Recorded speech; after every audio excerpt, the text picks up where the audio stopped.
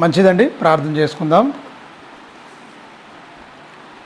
క్రీస్తు యేసునందు మిక్కిలిగా ప్రేమించిన పరమతండ్రి, నీ ఘనమైన శ్రేష్టమైన నామానికి కృతజ్ఞతాస్తుతులు స్తోత్రములు చెల్లిస్తున్నాము నాయన. ఇదిగో నాయన, ప్రారంభ పలుకులుగా నీ కుమారుని ద్వారా చక్కని మాటలు తండ్రి మాకు వినిపించారు నాయన. మేము గురుగుల్లో ఉన్నామా, గోధుమల్లో ఉన్నామా తండ్రి, మమ్మలను మేము తండ్రి పరీక్షించుకోవడానికి ఈ ఉదయకాల సమయంలో తండ్రి చక్కని విషయాలు మాకు నేర్పించిన విధానానికి తండ్రి నీకే మహిమ ఘనత చెల్లిస్తున్నాము తండ్రి.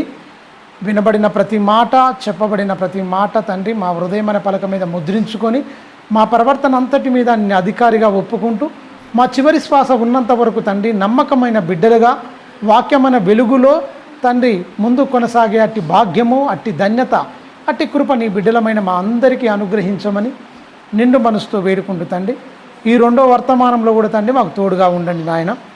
చెప్పబోతున్న నన్ను తండ్రి పూర్తిగా మరుగుపరిచి తండ్రి సూటిగా నీ పిల్లలతో మీరే మాట్లాడండి నాయన. విలువైన నీ సంగతులు మాకు బోధించండి. నీ ఆత్మ సహాయము ద్వారా చక్కని విషయాలు తండ్రి మాకు బోధించండి, మమ్మల్ని బలపరచండి, స్థిరపరచండి. సత్యాన్ని తెలుసుకున్న మేము తండ్రి నీ ఆత్మ ద్వారా సర్వసత్యములోనికి నడిపించండి. సర్వసత్యమందు మమ్మలను ప్రతిష్ఠ చేయమని నిండు మనసుతో వేడుకుంటూ మహిమ ఘనత ప్రభావములు నీకే ఆరోపిస్తూ బలమైన నీ హస్తానికి తండ్రి మమ్మల్ని మేము అప్పగించుకుంటూ ఈ ప్రార్థన నీ ప్రియకుమారుడు మాకు రక్షకుడైన క్రీస్తు వారి శ్రేష్టమైన పుణ్యమైన పవిత్రమైన నామమును అడిగి బ్రతిమలాడి వేడుకుంటున్నాం తండ్రి, ఆమేన్. అందరికీ ప్రభు నామమున వందనాలు, శుభములు. మంచిదండి, పోయిన వారం కూడా మనం నేర్చుకున్నాం నిషేధించిన రాయి గురించి. ఈరోజు కూడా దాని గురించే మాట్లాడుకుందాం. పోయిన వారం మనం దానియేలు గ్రంథము కూడా ఆపాము. దానియేలు గ్రంథము 2వ అధ్యాయము 44వ వచనంలో ఆపాము. ప్రియులారా, ఆ రాజ్యం మరి దాన్ని పొందిన వారికి కానీ మరి ఎవరికి చెందదు అన్న మాట కాడ మనం ఆపుకుందాం. మళ్ళీ ఒకసారి ఆ మాట చదువుకొని మనం వాక్య భాగంలోకి వెళ్దాం. దానియేలు గ్రంథము 2వ అధ్యాయము 44వ వచనం, 2:44. ఆ రాజుల కాలములలో పరలోకమందున్న ఒక దేవుడు ఒక రాజ్యమును స్థాపించను, దానికి ఎన్నటికి నాశనం లేదు.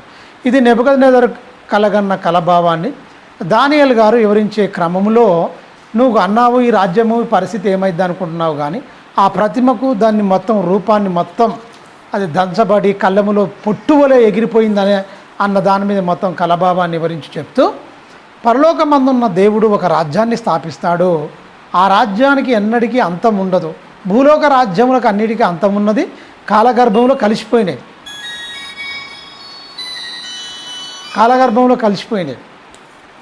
కానీ పరలోక రాజ్యం తండ్రి అయిన దేవుడు పరలోక రాజ్యాన్ని ఒకటి స్థాపించినప్పుడు దానికి ఎన్నడూ అంతము లేదు అంటే నిజమే. అది భూమి మీద ఉన్నంతకాలం భూమి మీద ఉంటుంది. ఇదే రాజ్యాన్ని తీసుకుపోయి పరలోకంలో తండ్రికి రాజ్యంగా మళ్ళీ అప్పగిస్తాడని మనకు రాయబడిన సంగతులు చాలా ఉన్నాయి. ప్రియమైన దేవుని పిల్లరా, అది పొందిన వారికే కానీ మరి ఏ ఒక్కరికి చెందదు అన్నమాట మనం ఆలోచిస్తే, పొందిన వారు ఎవరు అంటే వాక్య ప్రకారంగా బ్రతికిన వాళ్ళే సుమా, పేరు పెట్టుకున్న వాళ్ళు కాదు. ఏదో నామకార్థంగా పేరు పెట్టుకుంటే క్రైస్తవులుగా ఏదో కొనసాగుతున్నామంటే కాదు. ఇంతకుముందు బాబు చెప్పినట్టు గురువులుగా ఉంటే ప్రయోజనం ఏంటి? కోతకాలం అప్పుడు తేలిపోద్ది అసలు ఏంది అనేది. పొలమనగా ఈ లోకము, గోధుమలో దేవుని రాజ్య సంబంధులు. మన గురువులు మాత్రం దుష్టుడు వచ్చాడు ఇత్తాడు, అవి రెండింటి కలిసే యజమాని వచ్చి దాసులు వచ్చి అడుగుతారు, నాయన మరి ఈ పిరికివేయమా, మరే అవి ఎక్కడి నుంచి వచ్చాయంటే అది మనుషులందరూ నిద్రించుచుండగా దుష్టుడు వచ్చి ఆ గోధుమల మధ్య గురుగులను విత్తిపోయాడు. అవి ఒకవేళ ఖచ్చితంగా మీరు పీకేయాలని మీరు వెళ్ళినప్పుడు ఖచ్చితంగా ఏమైపోతుంటే ఆ గోధుమలు కూడా పెళ్ళగింపబడితే కనుక వద్దు, ఆ రెండింటి కలిసే ఎదగనివ్వండి అన్నాడు. అంటే భూమి మీద ఉన్నప్పుడు ఖచ్చితంగా ఈ రెండు తిరగనే ఉంటాయి ఖచ్చితంగా. క్రీస్తు రాకడలో ఎవరు విశ్వాసులు ఎవరు అవిశ్వాసులు అనేది తేలిపోద్ది. ఎవరు భక్తులు ఎవరు భక్తిహీనులు అనేది క్రీస్తు వచ్చేంత వరకు తేలదండి. నాది గొప్ప అందరు చెప్తారు, కాదు. బైబిల్ గొప్ప, దేవుడు చేసింది గొప్ప. ఎవరు థియరీ వాళ్ళు, ఎవరు డాక్టరేట్ వాళ్ళు ప్రకటించుకుంటారు, అది ఒప్పుకోదు బైబిల్. అసలు అందరు కలిసి ఎవరిని గొప్ప చేయాలి? దేవుని గొప్ప చేయాలి. దేవుని వాక్యం ఉన్నట్టుగా చెప్పాలి. దేవుడు అనుకున్న భావంలోకి వెళ్ళి చెప్పాలి తప్ప ఇది మాది సంఘం ఉంది, ఇది నా సంఘం ఉంది, ఆ సంఘం ఉంది, ఆయగారు చెప్పింది ఇవన్నీ వేస్ట్, ఇవన్నీ శుద్ధ వేస్ట్, బైబిల్ సపోర్ట్ చేయని మాటలు. పరిశుద్ధాత్మ దేవుడు నీకు సహాయం చేసి ఉన్నట్టుగా నీకు బోధిస్తాడు. అది ఖచ్చితంగా సంఘానికి బోధించాలి. రాత్రి మరి అలీవర్ అన్న మాట్లాడుతూ నేను ఆ సంఘంలో రక్షింపబడ్డాను, మరి అన్నయ్య మరి ఎట్లా, మరి ఆ సంఘం ఉంది, ఇలా ఉంది పరిస్థితి ఇది అన్నాడు. వదిలే అన్నాడు ఒకటే మాట, సంఘాన్ని వదిలేసే. ఎందుకు? మంచి ఎగ్జాంపుల్ చెప్పండి, నాకు చాలా బాగా అనిపించింది. షాప్ దగ్గరికి వెళ్తావు, విత్తనాలు కొంటావు, విత్తనాలు కొనుక్కొచ్చుకొని నువ్వు విత్తనాలు పొలంలో నాటుకున్నాక ఏమైపోతావు? షాప్తో నీకేమైనా పైన నువ్వు మళ్ళీ మార్కెట్ చేసుకుంటే అది నీ ఇష్టం. ఆ సంఘం అయ్యగారి ద్వారా నువ్వు విత్తపడిందో వాక్యం, అక్కడ వాక్య క్రమంగా లేనప్పుడు వదిలేసేయి, సంఘం అవసరం లేదు. నీ ఆత్మీయ జీవితానికి బాగలేనప్పుడు మా తల్లి సంఘం మా మొత్తం అక్కడే పొందుకుని అవన్నీ ఎందుకు, అవన్నీ కాదు. బైబిల్ నీ ఆత్మకు రక్షణ ఎక్కడుంది?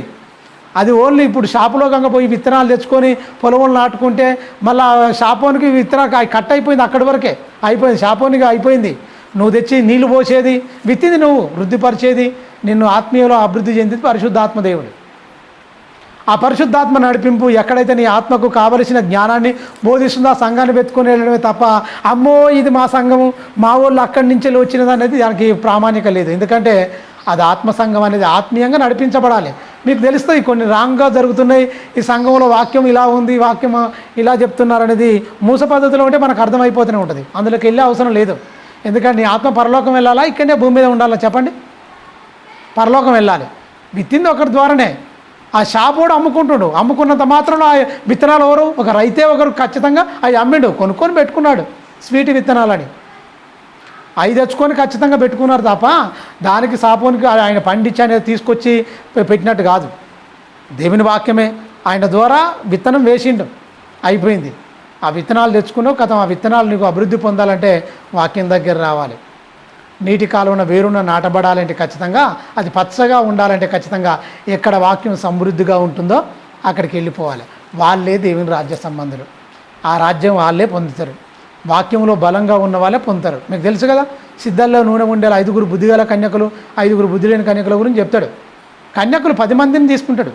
సంఘంలో అందరు కరెక్టే ఉన్నారు, కన్యకులు వాళ్ళు కూడా. మరి బుద్ధి లేని వాళ్ళు ఎందుకు అయిపోయారు? కన్యకులే కానీ.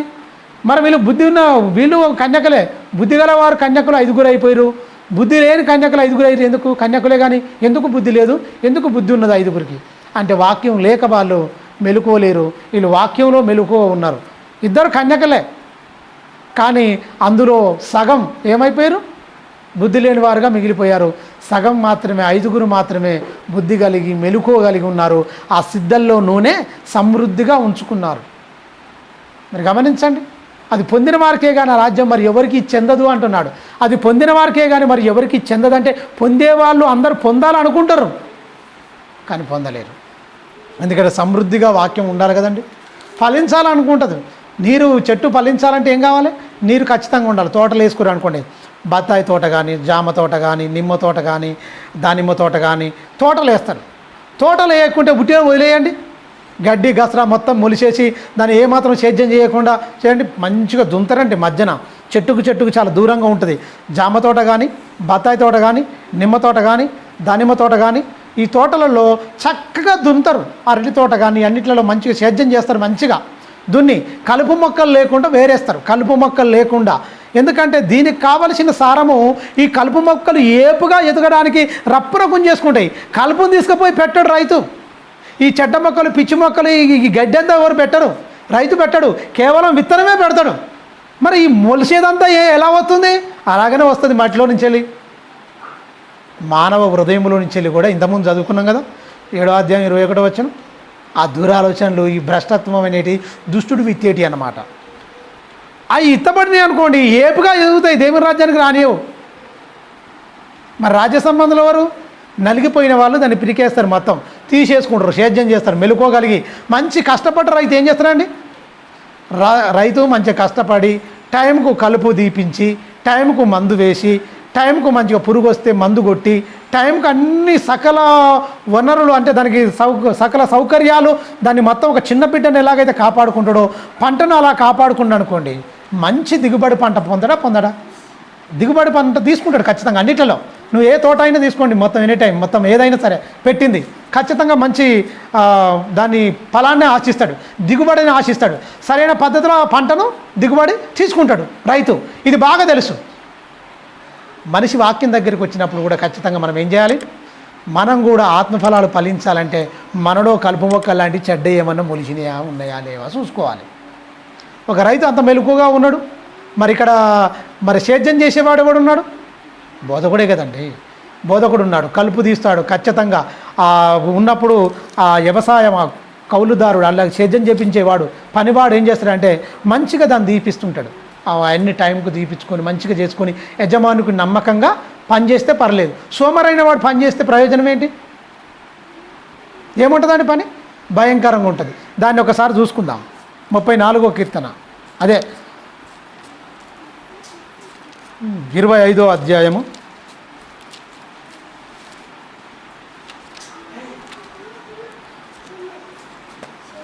సామెతల గ్రంథము. ఏమైందో సోమరైన వాడు చూద్దాం ఒకసారి.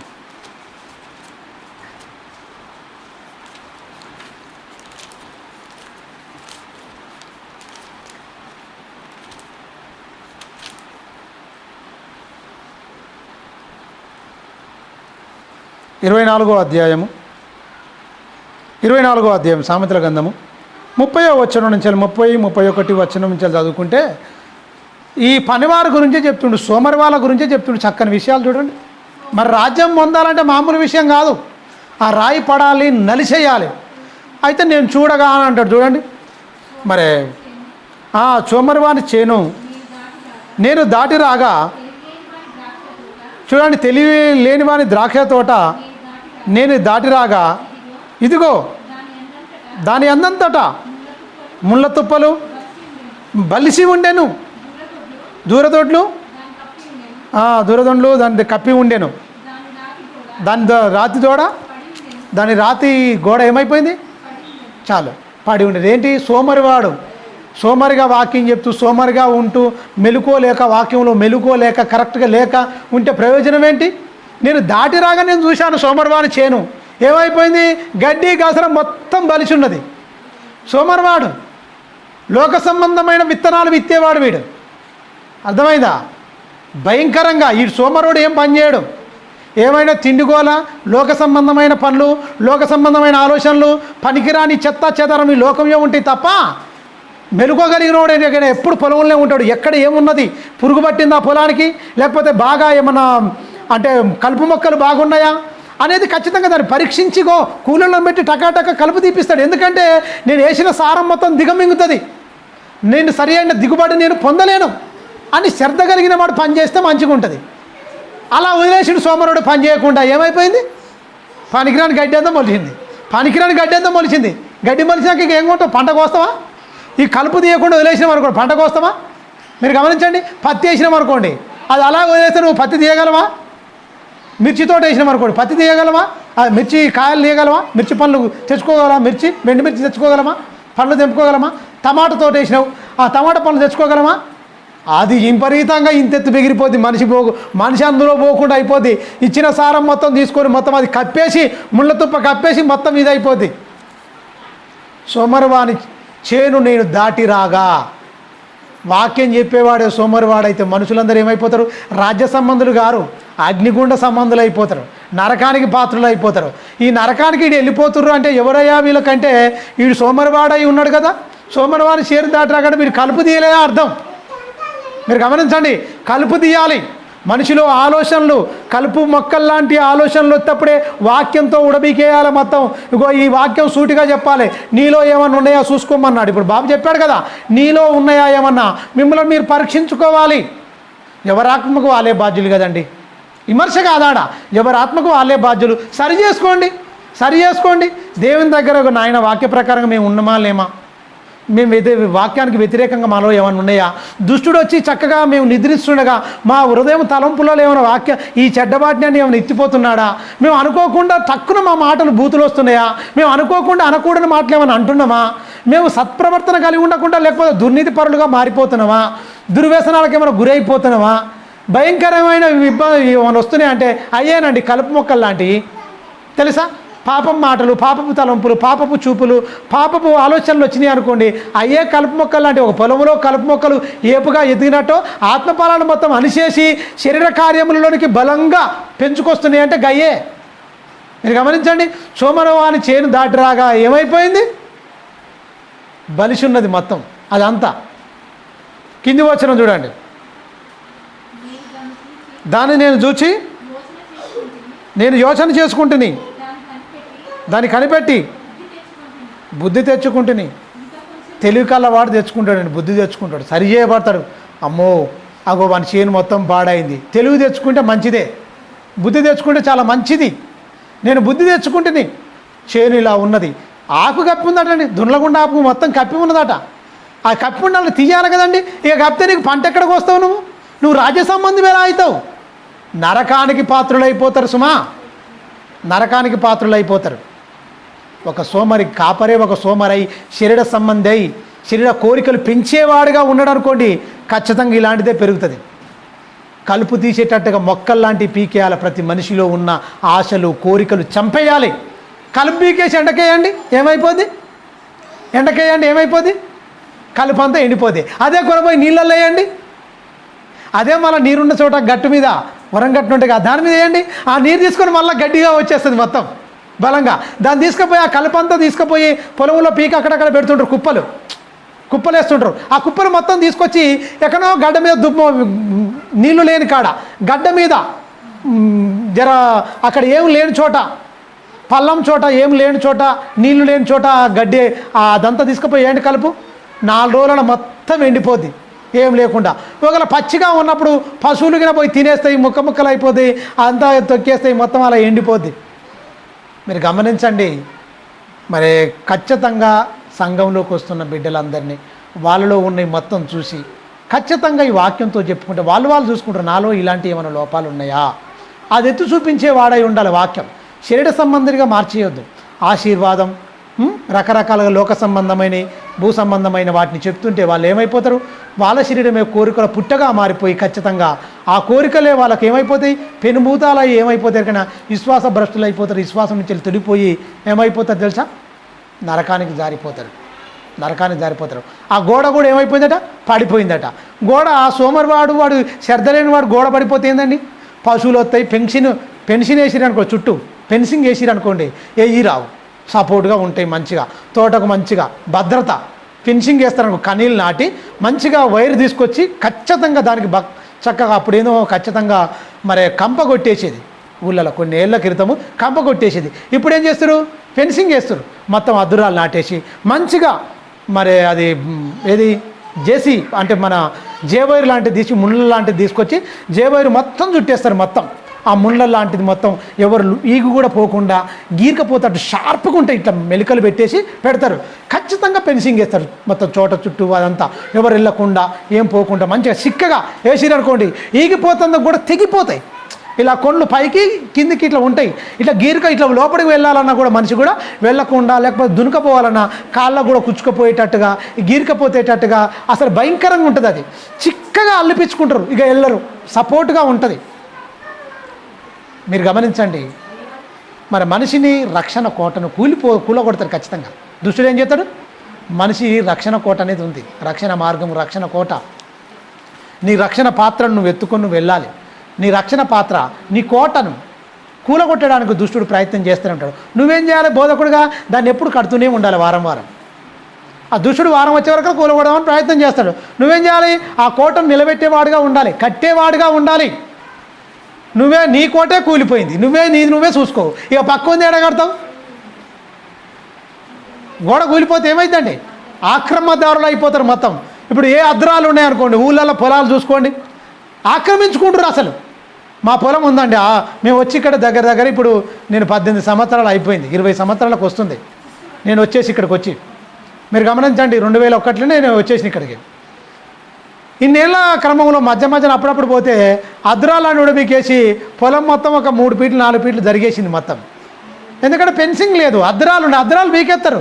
ఫెన్సింగ్ ఉంటే పీకేయలేరు, తీసుకురా అమ్ము, ఆక్రమించుకుంటారు. దుష్టుడు కూడా ఖచ్చితంగా దేవుని వాక్యం అనే రక్షణ కోట ఉంటే వాడు ఆక్రమించలేడు. ఆ వాక్యం నీ హృదయంలో ఉంటే, సమృద్ధిగా నీ హృదయంలో ఉందనుకో వాక్యం, వాడు రాలేడు. వాక్యం లేకపోతే ఆక్రమదారుడు వచ్చేస్తాడు. ఆ ఆక్రమదారుడు ఎవడు? అపవాది. ఈ లోకంలో ఆక్రమదారుడు చాలామంది, భూ కబ్జాదారులు, భూమిని కబ్జా చేసేవాళ్ళు, కబ్జాగోరులు చాలామంది ఉన్నారు. ఆ భూమి మీదనే మొత్తం ఏంటి, బోర్డు భూములు, ఈ రకరకాల పొరంబొక్కు భూములు, సీలింగ్ భూములు ఉంటాయి కదా, ఈ కొంతమంది రకరకాల ఈ బగాసురులు కొంతమంది ఉన్నారు. కానీ కోట్లల్లో లక్షల్లో పెరిగిపోయింది రేట్లు జాగను. దాన్ని ఆక్రమించుకొని చెరువులో సైతం గవర్నమెంట్ భూములు కూడా మొత్తం ఆక్రమించుకొని, మొత్తం ఫెన్సింగ్ వేసుకొని, తప్పుడు పాస్బుక్లు పుట్టించుకొని ఖచ్చితంగా దాన్ని లక్షలు కోట్లు గడాయిస్తున్నారు. భూమి మీద మీరు అలా ఆలోచించండి. ఆత్మ సంబంధంగా మీరు ఆలోచించండి. ఏ ఒక్కరిని దేవుని కాకుండా ప్రతి మనిషి హృదయాన్ని ఆక్రమిస్తూ, ప్రతి మనిషి హృదయంలో దేవుని వాక్యం విత్తబడిన వాటిని అద్దురాలన్నీ దుడిచేస్తుంది. దేవునికి అద్దురాలంటే దేవుని కట్టడలు పెట్టుకోండి. అద్దులు అంటే దేవుని కట్టడలు, దేవుని విధులు, కట్టడలు గైకొంటే నీకు పాటిస్తే వాడు రాడు. ఎందుకంటే సరిహద్దులు నీకు తెలిసి ఉండాలి. దేవుని హద్దులు, దేవుని కట్టడు, దేవుని విధానాలు, దేవుని వేసిన కంచ నీ ఆత్మీయ జీవితానికి లేకపోతే, కూల్చేస్తే, తీసేస్తే ఏమైపోతావు? ఖచ్చితంగా వాడు ఆక్రమదారుడు అవుతాడు. ఆ గోడ నేను దాటి వస్తుంటే రాళ్ళకు పడిపోయిందట, రాతి గోడ పడగొట్టిరట, శ్రద్ధ లేదు, కట్టుకోలే, ఎమ్మటే పడిపోతే ఏమైపోదండి? పడిపోతే ఏమైపోద్ది? వీడు రాజ్య సంబంధి కాడు. దుర్లగుండాకు కూడా బలిసిపోయింది అనుకోండి, వాడు రాజ్య సంబంధి కాదు. ఆ వర్షం నేను చేను దాటి వస్తుంటే, సోమరబాన్ చేను దాటి వస్తుంటే ఆ గడ్డి మొత్తం బాగా బలిసి ఉంటే వాడు రాజ్య సంబంధి గాడు, లోక సంబంధి, అవిశ్వాసి, భ్రష్టుడు, సాతాను సంబంధులు. ఖచ్చితంగా వాక్యం చెప్తుంది, సాతాను సంబంధులే అలా మార్చేస్తుంది. కింది వచనం 31వ వచనం.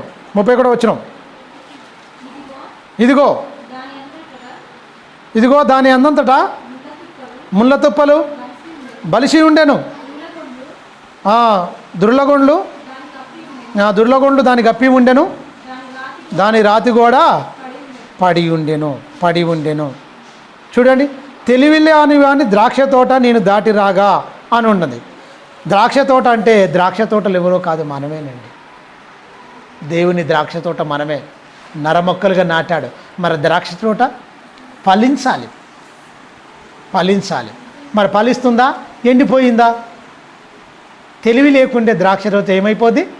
నీళ్లు పెట్టకుంటే, కలుపు కలవకుంటే, దాన్ని సరిగా చూసుకోకపోతే ఎండిపోద్ది. దొండ్లగుల్లాగా అంటే మొత్తం కప్పిపోయింది అంటున్నాడు. దాన్ని నేను దాటి వచ్చాను అంటున్నాడు. కింది వచ్చిన 32వ వచనం, 33వ వచనం. ఇంకా కొంచెము నిద్ర, ఇంకా కొంచెము కునుకుపాటు, పండుటకై ఇంకా కొంచెము చేతులు ముడుచుకొనుట, వీటి వలన నీకు దరిద్రత పరిగెత్తుకొని వచ్చును. చూడండి, ఇది రెండు రకాలుగా చేసుకోవాలి. ఆత్మ సంబంధంగా తీసుకోవాలి, శరీర సంబంధంగా తీసుకోవాలి. ఏం పని చేసుకోకుండా, ఏం లేకుండా దరిద్రత వస్తుంది. కాళ్ళ రెక్కలు ఇచ్చినప్పుడు మంచి ఆరోగ్యం పెంచి పని చేసుకోవాలి. ఖచ్చితంగా పని చేసుకోకుండా దరిద్రం రాకపోతే ఏం చేస్తుంది? ఖచ్చితంగా వస్తుంది. ఆత్మీయంగా కూడా నీ ఆత్మలో అభివృద్ధి పొందాలంటే నువ్వు వాక్యంలో కష్టపడకపోతే ఎలా? వాక్యానుసారంగా నువ్వు బ్రతకకపోతే ఎలా? వాక్యం అనే నాగలితో దున్నకపోతే ఎలా? వాక్యం అనే కత్తితో కలుపు తీసుకోకపోతే ఎలా? కొయ్యకపోతే ఎలా? మీరు గమనించండి. తవ్వకపోతే ఎలా? మీరు గమనించండి. దేవుని వాక్యం ఖచ్చితంగా కూడా ఇంకా కొంచెం నిద్ర, ఇంకా కొంచెం కులుకుపాటం, ఇంకా చేతుకులు ముడుచుకుంటా, ఇంకా కాళ్ళు ముడుచుకుంటా. ఏంది ఇదంతా దరిద్రం? మీరు గమనించండి. మనిషికి సోమరిపోతులను చేసింది మొత్తం. ఎందులో? లోకంలో చాలా తెలివిమంతులను చేసింది. లోకంలో మస్తు ఆరాటం, వానికంటే గొప్పగా నేను ఉండాలి, నాకంటే ఇంకా గొప్పగా ఉండాలని ఆరాటం చేస్తుంది మొత్తం లోకం సంపాదించుకోవడానికి. మరి పరలోకం సంపాదించుకోవడానికి ఏమైనా ఆరాట పడుతున్నారండి? వాక్యంలో కూడా అలాగనే ఉండు. చూద్దాంలే, చేద్దాంలే, చదువుదాంలే, తెలుసులే, ఉందాంలే, ఇది లేదా? మీరు గమనించండి. ఎక్కడ మనిషికి సోమరితనం వస్తుంది ఎరికైనా? లోకంలో మెలుకో చేసింది దుష్టుడు, వాక్యం దగ్గర సోమరితనం చేసింది. అవునా కాదా? మీరు ఒక్కసారి ఆలోచించండి. వాక్యంలో ప్రతి మనిషిని సోమరిని చేసింది. ఎందుకు? నువ్వు ఆ పట్టణం వెళ్ళొద్దు, ఆ పట్టణం వెళ్ళొద్దు.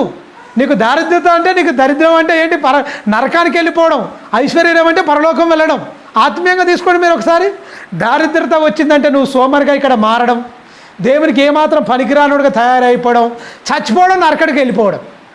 అది టార్గెట్, అది టార్గెట్. మెలకుగా ఉండడం అంటే, అందుకే మీకు చెప్పాను మత్తయి సువార్త 5వ అధ్యాయం, సిద్ధంలో నూనె ఉండాలి, మెలకుగా ఉండాలి, నూనె ఉన్నది మంచిగా. అది మధ్యరాత్రి వస్తాడని టక్కున వచ్చి తీసుకొని పోతాడు, మరి ఉండాలిగా మెలకుగా. మీరు గమనించండి. ఇంకా నేను కొంచెం మెలుగు పండుకుంటా, ఇంకా కొంచెం చేతులు ముడుచుకుంటా. సోమరివాడు అలా ఉంటాడు. ఇంకా కొంచెం, ఇంకా కొంచెం, ఇంకా కొంచెం.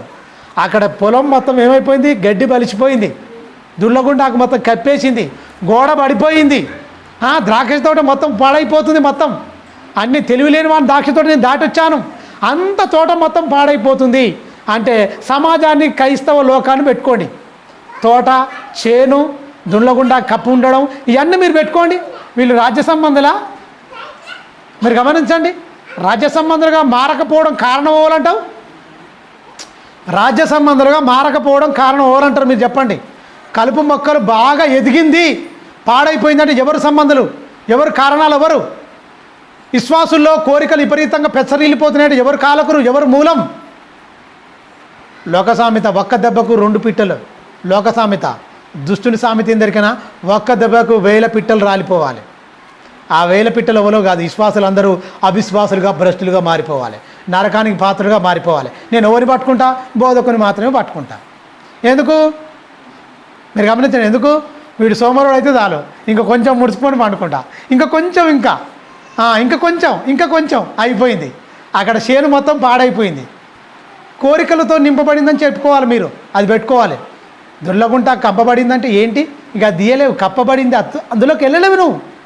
ద్రాక్ష తోట ఫలించాలి, దిగుబడి 2 మనసులాట మోసుకొని వచ్చినట్టు పాలు తేనెలు ప్రవేశించే దేశంలోనికి. దాన్ని ఆత్మీయంగా తీసుకోండి. ఎంతమందిని ఆత్మలను కాపాడే వాక్యం చెప్తున్నావు?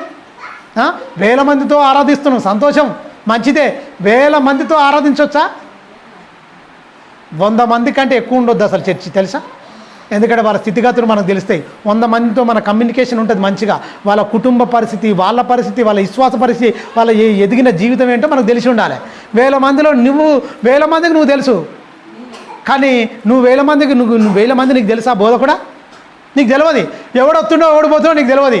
నీకు ఎవరు తెలుసు? కారులో వచ్చేవారు తెలుసు, దేశం భాగాలు బాగా ఇచ్చేవాళ్ళు తెలుసు, స్పాన్సర్ చేసేవాళ్ళు తెలుసు. మిగతా వాళ్ళు తెలియదు, వారి కుటుంబ స్థితిగతులు తెలియదు. అందువల్ల నువ్వు ఏం మేత పెడతావు? రోగైన గొర్రెను నువ్వేం చేస్తావు? దాన్ని వెతకవు, దాన్ని ఖచ్చితంగా నువ్వు బాగు చేయవు. దాన్ని కృంగిపోయిన దాన్ని బాధపడ్డ దాన్ని ఏంటి నువ్వు కట్టవు, నువ్వు తీసుకురావు. నీకు ఆ బాధ్యత లేదు.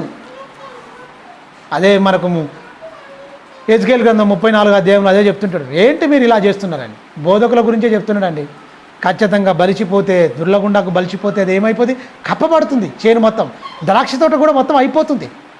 బోధకుడా, మరి నువ్వు రాజ్య సంబంధులుగా మారుస్తున్నావా, లేకపోతే గురుగులుగా మార్చేసి నరకాన్ని తీసుకెళ్తున్నావా? లేకపోతే తునకలైన అనుభవం నీకు వచ్చిందా? నెలైన అనుభవంలోనికి నువ్వు వచ్చినవా? రాజ్య సంబంధులుగా మారుస్తున్నావా? అసలు రాజ్య సంబంధి నువ్వో కావో తెలియదు. అసలు దేవుని రాజ్యం వచ్చునుగా కానీ ప్రార్థన కాడ ఉండవు అంటే ఇంకా నువ్వు దేవుని రాజ్య సంబంధివి కాదన్నమాట. దేవుని రాజ్యం వచ్చునుగాక, ఇక మరి ఎప్పుడు వస్తుంది? మరి నువ్వు చచ్చేంతకాలం అదే ప్రార్థన అంటే దేవుని రాజ్యం రాదన్నమాట. మరి దేవుని రాజ్యం వచ్చేది ఎప్పుడు? నువ్వు చచ్చేంతకాలం వాడు వస్తుందని చెప్తాడు తప్ప వచ్చింది అందులో నేను ఒక రాజుని, సజీవమైన రాజుని, నేను ఆత్మ సంబంధమైన మందిరాన్ని నేను కట్టబడాలి, నాలో ఉన్న ఈ కలుపు మొక్కలను నేరేసుకోవాలి అనుకొని చెప్తున్నారండి వాక్యం? చెప్పట్లేదు. మరి ఎవరు దీనికి? సోమరోడు. వాక్యం తెలవక, వాక్యం సరిగా పఠించక, చెప్పకుండా గుంపులు పోగులు ఎందుకండి? దేవుని చిత్తాన్ని, దేవుని ఆలోచనలోకి వెళ్ళాలి. మన తీరుని, మన డాక్టరేట్ని మనం చెప్పుకోవడం కాదు, మన ఇష్టం వచ్చినట్టు కాదు. దేవుడు అనుకుంటుండేంది, ఆయన ఏం చెప్పమని మనకు అది చెప్పాలి. మన గొప్పతనం ఏం లేదు. జస్ట్ మనం ఒక సాధనాలం, పనిముట్లం, ఒక పాత్రగా వినియోగించుకుంటాడు అంతే. ఆయన సేవకు ఒక పనిముట్లుగా వాడుకుంటుండే అంతే. చెప్పేవాళ్ళలో గొప్పతనం ఏముంది? రాయబడింది పరిశుద్ధాత్మతో. ఇది మొత్తం వెనుక ఉన్నదా అని మనుషులందరూ చెడిపోకుండా చక్కగా బ్రతికి ఒక బాధ్యత పెట్టిండు. దేవుడు చెప్పినట్టుగా చేయాలి, నువ్వు పనివాడుగా ఉండాలి, మనిషిలో ఉన్న కోరికలన్నీ చంపేవాడుగా ఉండాలి. వాక్యంతో దేవుడు ఇలా కోరుకుంటుండు, నాలో ఏం లేవు, ఇగో మాదిరిగా నన్ను చూడండి, ఇగో మీలో కూడా ఏం ఉండడానికి వీల్లేదు. ఒకవేళ ఉంటే మాత్రం మన దేవుని సంబంధం కాదు. దేవుడిగో ఇలా కోరుకుంటాను, దేవుని చెప్పేయి. నువ్వేంది నీ ఇష్టం వచ్చినట్టు నువ్వు ఒకటి చెప్పుకుంటూ వెళ్ళిపోతున్నావు? మనిషికో తిరిగి చెప్తున్నారండి ఈ రోజుల్లో బోధ. ఎవరి ఇష్టం వచ్చినట్టు ఎవరికి దోషింది వాడు చెప్పుకుంటూ వెళ్ళిపోతున్నాడు మొత్తం. అంటే దేవుడు చెప్పింది మొత్తం మరుగున పడేసిన దుష్టుడు ఎవరికి ఇష్టం వచ్చినట్టు వాడు బోధిస్తుంది. కాబట్టికనే ఎన్ని డినామినేషన్లు వెలసిల్లినాయి. ఎవరికి ఇష్టం వచ్చిన బోధ వాంది, ఎవరి తీరి వాంది, ఎవరి స్వనీతి వాంది, దేవుని నీతి మొత్తం పక్కకు పెట్టిరు. దుష్టుడు మొత్తం ఏంటి? విలయ తాండం ఆడుతుండు మొత్తం లోకంలో. ఒక్కొక్కరిని ఆడిస్తుడు మొత్తం. ఆడిందే ఆట, పాడిందే పాట. ఎవరి ఇష్టం వచ్చినట్టు వాడు చెప్తున్నాడు వాక్యం. అలా చెప్పొచ్చా? బైబిల్లో ఆన్సర్ టు ది బైబిల్ ఉంది. బైబిల్ సమాధానం. బైబిల్లో ఉన్నది బైబిలే. నీ ఇష్టం వచ్చినట్టు నువ్వు చెప్పుకోవడం ఏంటి? నీ మట్టి మెదల్లో పుట్టిన జ్ఞానం నువ్వు ఇష్టం వచ్చినట్టు కల్పించడం ఏంటి? వాక్యం భిన్నాభిప్రాయం రహస్యంగా బోధించడం ఏంటి? నిన్ను కొనిన ప్రభువును కూడా విసర్జించడం ఏంటి? మీరు గమనించండి. బైబిల్లో ఎన్నో ఉంటాయి బ్రదర్, మనం పాటించలేము. ఇక అలా నువ్వే బోధకుడు నువ్వే చెప్తే విశ్వాసం ఏమైపోతాడు? సంఘం నీదా? అమ్మో నా సంఘం అంటాడు. అవన్నీ ఏం మాట ఎరికేనా? అది వాక్యము, తెలివని బుద్ధి లేని మాట. అది క్రీస్తు సంఘము, క్రీస్తు స్వరక్తం ఇచ్చి కొన్న సంఘము. అది నీది నాది కానే కాదు, రక్తం ఇచ్చి కొన్న సంఘం. అది సంఘానికి శిరస్సు క్రీస్తు. ఆ శిరస్సును తప్పించి వీడి శిరస్సుగా వచ్చేసి మొత్తం. అందుకనే సంఘాలు ముక్కలైపోతున్నాయి, చెక్కలైపోతున్నాయి. శిరస్సుగా పెట్టుకుంటే నీకు మంచిగా ఆయన ఉన్నట్టు చెప్తారు ఖచ్చితంగా, బైబిల్లో ఉన్నది ఉన్నట్టు. క్రీస్తు సంఘాన్ని శిరస్సుగా ఆయన తీసేసిరు. ఇక మండం ఏముంటుందండి? మీరు గమనించండి. బోధకుడు వచ్చేసాడు శిరస్సుగా, అవయవాలుగా సంఘాలు వచ్చి బిడ్డలు వచ్చేసిరు మొత్తం. మా డాడీ, మా మమ్మీ అన్నీ అనిపించుకుంటారు మొత్తం టోటల్గా. మీరు గమనించండి. దేవుడు ఖచ్చితంగా దేవుడు చెప్పిన మాటల ప్రకారంగా ఉండాలి. సోమరైతే ఏమైపోతాడు? ఇంకా కొంచెం నిద్రపాటు, ఇంకా కొంచెం కులుకు, ఇంకా కొంచెం పండుకుంటాను, చేతులు ముడుచుకుంటాను అంటాడు. చేను మొత్తం పాడైపోద్ది. ఆ చేను ఏదో కాదు, విశ్వాసులు. తెలుసా?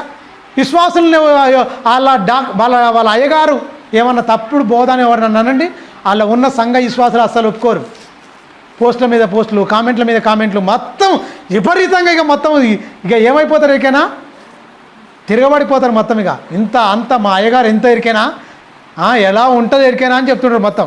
అయ్యగారా దేవుడా? ఎవరు ఇక్కడ గొప్ప? దేవుడు గొప్ప కాదు, అయ్యగారు గొప్ప అయిపోతుండే ఇక్కడ. అందుకనే సోమరుగా విశ్వాసం సోమరు చేశాడు. ఈ సోమరులు అందరిని ఏం చేస్తాడు? సోమరుగా మార్చేసి వాళ్లకు అభిమానులుగా ఏర్పరచుకున్నారు. క్రీస్తు యేసుకు అభిమానులు ఎవరు లేరండి, బోధకులకు అభిమానులుగా మారిపోయారు. యేసుని వెంబడించే వాళ్ళు ఉన్నారా? బోధకుని వెంబడించేవారు ఉన్నారా? రాజ్య సంబంధులు ఉన్నారా? లేకపోతే అపవాది సంబంధులు ఉన్నారంటే దేవుని రాజ్య సంబంధం లేకుండా కాకుండా వాళ్ళ సంబంధులుగా, వాళ్ళ చుట్టూ తిరిగేటట్టుగా, వాళ్ళని అభిమానించేటట్టుగా, వాళ్ళు ఎదిగేటట్టుగా తయారైపోతారు. ఇది భయంకరమైన పరిస్థితి ప్రియమైన దేవుని పిల్లరా. అందుకనే ఒక ఉన్నతమైన మాట దానియేలు గ్రంథం రండి, 2:45 చూడండి. దానియేలు గ్రంథము 2:45. చేతి సహాయం లేక, చూడండి, చేతి సహాయం లేకుండా పర్వతం నుండి తీయబడిన ఆ రాయి, చూడండి, ఇనుమును, ఇత్తడిని, మట్టిని, వెండిని, బంగారమును మొత్తం పగలగొట్టింది, దంచేసిందండి మొత్తం. నువ్వు చూస్తున్నావుగా రాజా? చూస్తున్నాయ్యా దానియేలు, చూస్తున్నా. ఏమైపోయింది? తునకలైపోయింది, ముక్కలైపోయింది, కళ్ళములో పొట్టువలే దంచబడిందా? నిజమే దానియేలు గారు మర్చిపోయిండు, కలగన్నాడు మర్చిపోయిండు. నేను కలగన్నా, నేను మర్చిపోయినా. ఆ కళ చెప్పాలి, కళ భావాన్ని చెప్పాలని ఎవరు చెప్తాడు? మనుషుల వల్ల ఎవరు కాదు, అందరిని పిలిపించిన అక్కడ జ్ఞానులు అందరినీ. ఇది కళ మాత్రం ఎవరు చెప్పకపోయినా అందరూ చచ్చిపోతారు అన్నాడు. నాకు టైం ఇవ్వని చెప్పాడు దానియేలు, ప్రార్థన చేశాడు.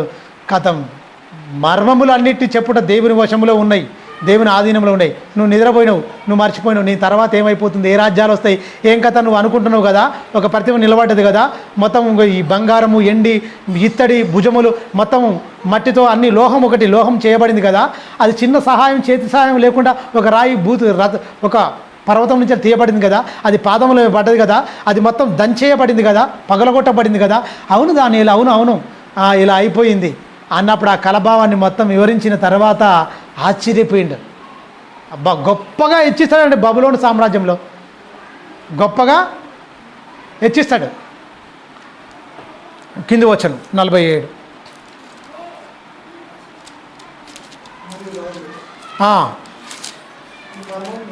ఈ మర్మమును బయలుపరచుటకు నీవు సమర్థుడవైతే నీ దేవుడు నీ దేవతలకు దేవుడును రాజులకు ప్రభువును మర్మములను బయలుపరచువాడును ఉన్నాడని రాజైన దానియేలుకు ప్రత్యుత్తరం ఇచ్చాను. అప్పుడు రాజు దానియేలును బహుగా హెచ్చించి అనేకమైన గొప్ప గుప్తదానములు ఇచ్చి అతను ఏం చేసిండు, బబులోను సంస్థానం అంతటి మీద అధిపతిగాను, బబులోను జ్ఞానులందరిలో ప్రధానులుగాను ఉంచాడు. చూడండి అంత గొప్పగా దేవుడు ఎంచుకున్నాడు. విశ్వాసంతో, ప్రార్థనతో, భక్తితో ప్రార్థన చేశాడు. రాజే మొత్తం మీద అయిపోయింది. అయ్యా, దేవతలు అనబడే లోకంలో ఎన్నో ఉన్నాయి, ఈ అన్నిటికంటే గొప్పది రాజులు అనబడి ఎంతో రాజులు ఉన్నారు, కానీ రాజులకు రాజును, ప్రభులకు ప్రభులను ఇగో నీ దేవుడు గొప్పోడు అని హెచ్చించాడు. దేవునికి మహిమ తెచ్చాడు. ఎవరి వల్ల మహిమ కలిగింది? దానియేలు వల్ల దేవునికి మహిమ కలిగింది. దానియేలు చెప్పిన వల్ల దేవుడు కూడా ఏం చేశాడు, అన్యరాజు అయిన వాళ్ళ సంస్థానంలోనే గొప్పగా హెచ్చించి గుప్తదానములు ఇచ్చి అతన్ని హెచ్చించి ఆ సంస్థానంలో ఆ లోకంలో ఉన్న జ్ఞానులందరి మీద అధిపతిగా నియమించాడు. ఇంత గొప్ప వాళ్ళే దేవుని రాజ్య సంబంధులుగా ఉన్నాడు. ఇక్కడ లోక సంబంధంలో కూడా ఆయన దగ్గర జ్ఞానం ముందు అందరూ దుడిపోయి ఎవరు నిలవలేకపోయారు. మీరు గమనించండి, నిలవలేకపోయారు. చూద్దాం జకర్యా గ్రంథము 12వ అధ్యాయం. జకర్యా గ్రంథం 12వ అధ్యాయం త్వరగా. జకర్యా 12వ అధ్యాయము 1వ వచనం చూద్దాం, 3వ వచనం చూద్దాం. దేవోక్తి ఇశ్రాయేలు గూర్చి వచ్చిన యెహోవా వాక్కు, ఆకాశం మండలమును విశాలపరిచి భూమికి పునాది వేసి మనుషుల అంతరంగములో జీవాత్మను సృజించు యెహోవా సెలవిచ్చినదేమనగా నేను యెరూషలేమును చుట్టూనున్న జనులందరికీ మత్తి పుట్టించు పాత్రగా చేయబోచున్నాను. శత్రువులు యెరూషలేమునకు ముట్టడి వేయగా అది యూదా మీదికి వచ్చును. చూడండి ఇక్కడ ఏమంటున్నాడండి జకర్యా గారు 12వ అధ్యాయంలో జకర్యా ద్వారా పరిశుద్ధాత్మ ద్వారా ఇశ్రాయేలుకు మరి ఎలాగైతే యెహోవా వాక్కు ప్రత్యక్షమై ఆకాశ మండలమును విశాలపరిచి భూమికి పునాది వేసి మనుషుల అంతరంగములో జీవాత్మను సృజించిన యెహోవా సెలవిచ్చినదేమనగా, యెహోవా సెలవిస్తున్నాడు, ఇగో యెరూషలేము ఉన్న చుట్టుపట్ల ఉన్న వారందరికీ జనులందరికీ మత్తు పుట్టిస్తాను. మరి గమనించండి ఆశ్చర్యము. యేసుక్రీస్తు ఎలా ఉంటుంది ఏంటంటే ప్రియమైన దేవుని పిల్లరా చాలా ఆశ్చర్యం. 3వ వచనంలో చాలా వర్ణిస్తాడు దాన్ని మంచి మాటలుగా. 3వ వచనం, ఆ దినమందు నేను యెరూషలేమును సమస్తమైన జనులకు బలమైన రాయిగా చేతును, దాన్ని ఎత్తి మోయివారందరూ మిక్కిలి భయపడుదురు, గాయపడుదురు, భూజనులందరూ దానికి విరోధులై కూడుదురు. చాలు, ఏమైపోతాడండి? మిక్కిలి గాయం దాకిందా క్రీస్తు వస్తే? అంత గాయాలమయమేనండి, గాయాలమయమే. క్రైస్తవులందరికీ గాయాలమయమే. బాధలు, అవమానాలు, ఇబ్బందులు, విరుకులు అన్నీ ఉంటాయి ఖచ్చితంగా. అవమానం, చాలామంది దైవజనులు కూడా పాట పాడతారు. పూదండలు అవమానముకు నీకు ఏంటి, పూదండ వచ్చిందని ఒక పాట ఉన్నది ఖచ్చితంగా. కానీ ఇక్కడ ఏమంటుండు బైబిల్లో, ఇది మిక్కిలి గాయములట. ఈ రాయి మోయివారందరికీ ఏంటట, మిక్కిలి గాయపడతారట, గాయపడతారు. ప్రియమైన దేవుని పిల్లరా, యేసుక్రీస్తు అనే బండ మామూలుగా ఉండదు, గాయం చేసేది, గాయం చేసేది, నిన్ను ఖచ్చితంగా నీలో మార్పు చేసేది. నీ హృదయంలో ఏమైపోతుంది, మొలిసినాయి కొన్ని, భూమి ఏమైపోద్ది, బాధపడుతుంది తెలుసా? ఆ లోపలికి వెళ్ళిన తర్వాత, వేర్లు తన్నుకున్న తర్వాత కలుపు మొక్కలను వీక్తే ఏమైపోతుంది, ఏమైపోద్ది, మట్టితో సహా వస్తుంది. నోరుండి చెప్పదు కానీ మొత్తుకుంటుంది. ఇప్పుడు దానికి బెస్ట్ ఎగ్జాంపుల్ చెప్తా. పాదములో ఒక ముళ్ళు దిగబడింది అనుకోండి, ముళ్ళు లోతుగా దిగబడింది, దానికి ఏమంటుంది? దాన్ని తీసేటప్పుడు మనకు సమ్మగా ఉంటుందా, నొప్పి లేకుండా ఆనందంగా ఉంటుందా? దాన్ని తీసేటప్పుడు ఇలా మొత్తం పెకిలించాలి. ఆ కాలుకు పాదానికి దిగితే ఇలా తీసేటప్పుడు విపరీతమైన భయం, బాధ, నొప్పి. అది తీసేసినప్పుడు బ్లడ్ కూడా వస్తుంది, విపరీతమైన నొప్పి కూడా ఉంటుంది. మీరు గమనించండి, దిగినప్పుడు మనకు నొప్పి తెలియకుండా టప్పున దిగిపోద్ది, ముళ్ళు టప్పున వెళ్ళిపోద్ది, నొప్పి ఉండదు. ఎప్పుడు నొప్పి పుడుతుంది? తీసేటప్పుడు నొప్పి పుడుతుంది. ఈ మాటలు హృదయంలోకి వెళ్ళిపోతే నొప్పి ఉండదు. ఆ మాటలు తీసుకోవాలన్నప్పుడు నొప్పి పుడుతుంది. గమనించండి మీరు, ఎప్పుడు నొప్పి పుడుతుంది? మన పాదములకు ఏదైనా సరే చిన్నది మన ముళ్ళు దిగబడింది అనుకోండి, ముళ్ళు కొట్టింది అనుకోండి, ఏమైపోతుంది? కొట్టేటప్పుడు నొప్పి ఏమి ఉండదండి. కాలు పాదములోకి టక్కున ఏమన్నా ముళ్ళు దిగితప్పుడు పెద్ద నొప్పి ఏమనిపోయి టక్కున వెళ్ళిపోతుంది. తీసేటప్పుడు భయంకరమైన నొప్పి ఉంటుంది. వాళ్ళు తీయకుండా చిన్న కొనైనా అక్కడ లోపల మిగిలిపోయి ఇరిగిపోయి కొంచెం ఉన్నా సరే కానీ ఏమైపోద్ది, ఖచ్చితంగా కాలంతా మొత్తం సెప్టిక్ లాగా అయిపోయి మొత్తం చుట్టూ దాని ఉన్న బురబుర అయిపోయి ఏమైపోతుంది, స్టీమ్ పట్టేస్తుంది. ఆ చిన్న మేకు బయటకు వచ్చేదాకా తట్టా అనిపోయి చాలా ఇబ్బంది పెడుతుంటుంది. మీరు గమనించండి, మనలో ఉన్న పాపం, ఈ మాటలు, ఈ తలంపులు, ఈ హృదయంలో నాటకపోయిన తర్వాత ఈ వాక్యంతో ఇటు బయటికి తీసేస్తుంటే ఏమైపోదండి? గాయం కాదా హృదయం? బాధ అనిపించదా? నొప్పి అనిపించదా? అనిపిస్తుంది. నొప్పి లేదంటే అర్థం ఏంటి? నొప్పి అనిపిస్తుంది అంటే అర్థం ఏంటి? అవి పైనే ఉంటున్నాయి తప్ప లోపలి నుంచి పీకేయట్లేదు అనమాట. కట్ చేస్తున్నారు. దేవుళ్ళలోకి వచ్చినప్పుడు, చర్చిలోకి వచ్చినప్పుడు ఏమైపోతుంది? వాక్యంతో మీదంగా అబ్బా అయిపోయింది, సరి చేయబడి ఈ ఖచ్చితంగా ఉండాలి అనుకుంటారు, మీదంగా ఈ అనిషేయాలు తీసేయాలనుకుంటారు. మీరు గమనించండి, దేవుడు కూడా ఏమంటాడంటే, చెట్టు వేరున ఏముందండు, ఏరున ఉందండ, మొదలకాడు ఉందండ గొడ్డలి. చెట్టు వేర్లలో ఉంటే ఏమైపోద్ది? మళ్ళీ మొలవదని, మొలకలు రావని. అందుకని మొదలు నరికేస్తే ఏమొస్తుందండి? ఖచ్చితంగా మొలకలు వస్తాయి. అదే దాని పొంటి మొత్తం ఇలా వచ్చేసి చెట్టు ఎదుగుతుంది, మంచిగా ఎదుగుతుంది. అదే ఏర్లతో సహా మొత్తం బీకేస్తే మొలకలు లేకుండా ఉంటాయి. క్రీస్తులోనికి బాప్తిసం పొందిన మనం అందరం, అందుకనే పొందిన మనం అందరం ఏంటంటే, క్రీస్తులోనికి బాప్తిసం పొందిన మనం అందరం క్రీస్తును ధరించుకొని ఉన్నాం. మరి క్రీస్తు స్వారూప్యం రావాలంటే ఎమ్మటే వస్తుందా? ఈ లోపాలన్నిటి మొత్తం మనతో ఏర్లతో సహా, ఈ భయంకరమైన అన్నిటి, ఈ దుర్లగుంటాగు లాంటి ఈ గడ్డి, ఈ చెడ్డ మాటలన్నీ, ఈ చెడ్డవన్నిటి మొత్తం ఏంటి, కలుపు మొక్కలు లాంటి ఆలోచనలన్నిటి పీకేయాలి. పీకేస్తప్పుడు మన హృదయంలో పాతకపోతాయి కదా, నొప్పి ఉంటాయి, గాయమవుతుంది, బాధ ఉంటుంది ఖచ్చితంగా. ఎప్పుడు క్రీస్తు అనే బలమైన రాయి మొయ్యాలన్నా, అది పడాలన్నా నొప్పేదో అప్పుడు తెలుస్తుంది. నాకు నొప్పి లేకుండా నేను మారిపోయినంటే కష్టం. ప్రసవ వేదన లేకుండా నేను బిడ్డను కంటే అది సాధ్యమేనా? మీరు గమనించండి, ప్రసవ వేదన లేకుండా బిడ్డను కంటే అది సాధ్యమేనా? సాధ్యం కాదు. నాకు ఏ నొప్పి లేకుండా నాకు క్రీస్తు స్వరూపం వస్తుందంటే అది సాధ్యమేనా? అలా చెప్తుంటే వాడు దొంగ బోధ అని అర్థం చేసుకోండి. మీరు గమనించండి, ప్రయాస ఉంటుంది, బాధ ఉంటుంది, గాయం ఉంటుంది, నొప్పి ఉంటుంది, ఖచ్చితంగా నొప్పి ఉంటుంది. అందుకనే ప్రసవ వేదన పడేటప్పుడు తల్లి బాధపడుతుంటుంది. కన్న తర్వాత ఒక నరుడు భూమి మీదకి వచ్చిందని ఆ బిడ్డను చూసి ఆ ప్రసవ వేదన మొత్తం మర్చిపోద్ది. ఒక బిడ్డను చూసి, కన్న బిడ్డను చూసుకొని ప్రసవ వేదన మర్చిపోయినట్టు నీలో పాపానికి మొత్తం అయిపోయిన తర్వాత ఆ నొప్పి, ఆ బాధ ఉన్నతంగా నువ్వు ఏంటి, ఆత్మలో ఉన్నతంగా నువ్వు జన్మించి క్రీస్తు స్వాభ్యంలోనికి, నూతనంలోనికి వచ్చిన తర్వాత ఆ రక్షణ అనుభవంలోనికి వచ్చినప్పుడు ఆనందం వస్తుంది. పడేటప్పుడు ఈ ప్రసవ వేదన అంత ఉంటుంది. ఆ బాధ అంతా వెళ్ళిపోయేటప్పుడు నేను పాపిని, నేను పశ్చాత్తాపంతో బాధ వేదన అది ఖచ్చితంగా ఉండాలి. అదంతా బాధతో వచ్చిన తర్వాత నువ్వు స్వారూప్యంలోనికి, క్రీస్తు స్వారూప్యంలోకి వచ్చినప్పుడు ఆనందం వస్తుంది. అప్పటిదాకా క్రీస్తుని యందు ఏర్పడ వరకు నాకు ప్రసవ వేదన అంటాడు. ఒట్టి మాటలతో ఎందుకు? ఓసారి గలతీ పత్రిక తీయండి, మళ్ళీ ఇక్కడికి వద్దాం. 4వ అధ్యాయం 19వ వచనం చూడండి.